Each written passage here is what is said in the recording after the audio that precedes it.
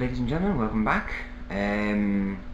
If you're new, because my video last week apparently was really well received and I've gotten almost double the number of subscribers I had before, which isn't that impressive. I only had like 5 subscribers before, but now I have 9, but that's still more than I expected. So I'm gonna have to forewarn you that today's video will not be about the depression topic, because my Wednesday videos are specifically for kind of things that I think are awesome, and then my Saturday videos are for things like serious topic stuff. So without further ado, I'm going to introduce my awesome topic for today, which is planes. Planes are probably the most awesome thing that I've seen humans do ever. I mean, like, maybe besides the internet, actually, because the internet is pretty freaking fantastic, but planes are still like really awesome. Like the fact that I can fly from Ireland to England in about an hour, not including the whole waiting time and the security and the gates and all that, is incredible. I can visit my friends all around the country with relatively cheap flights that will get me from A to B. I have a friend in Korea, I could go visit her. That's like the other side of the world, and it will only take 18 hours. I say only because otherwise it might take like 4 weeks if I was going by something like boat. Planes are fantastic, and you know what's scary? We have a lot of them. I'm going to show you a picture here. This is a picture of all the planes that we have in the air. Well, no, actually that's wrong. That's all the planes in the air that we are currently keeping a track of using a specific piece of technology. This is about 2/3 of all the planes that are on the planet at the moment. Most of them are centered over America and Europe, because that's where we have all the equipment for detecting the planes of this specific type of technology.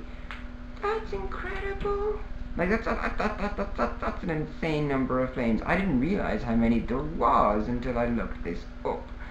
And as far as planes go, there's a huge amount of things that you can do with them. There's like, my dad was actually an avid plane spotter for a long time in his life, and still is.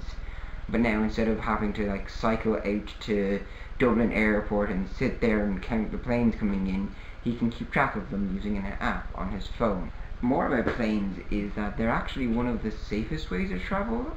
Like, statistically, you're less likely to be in a plane accident than you are in a car or a boat or a train accident, yet people are terrified of them.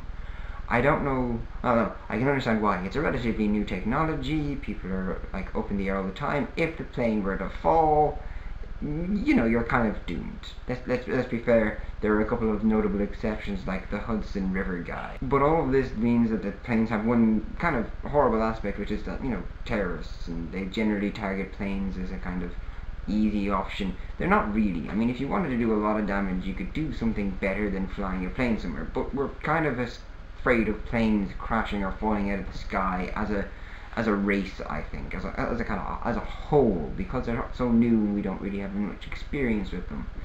Security around airports is ridiculous and off the wall, and I would like to point out a lot of holes in them, but then I'd probably, you know, lead to people maybe doing something bad. But anyway, we're just gonna keep on the good stuff. Instead of like flying directly from A to B, like as in a straight line, which most people will probably think is the most logical way to do it. I mean, you just, the shortest difference between a point is just a straight line. Yeah, that's on a sheet of paper. But what we actually do is we fly up north. A lot of the times we fly up to the North Pole, and then we curve around and kind of do like this parabolic curve around the Earth, because the Earth isn't actually flat, it's round, and there's a huge amount of sophisticated maths involved in trying to calculate what trajectory is actually the most energy efficient to do, like this little circle thing here.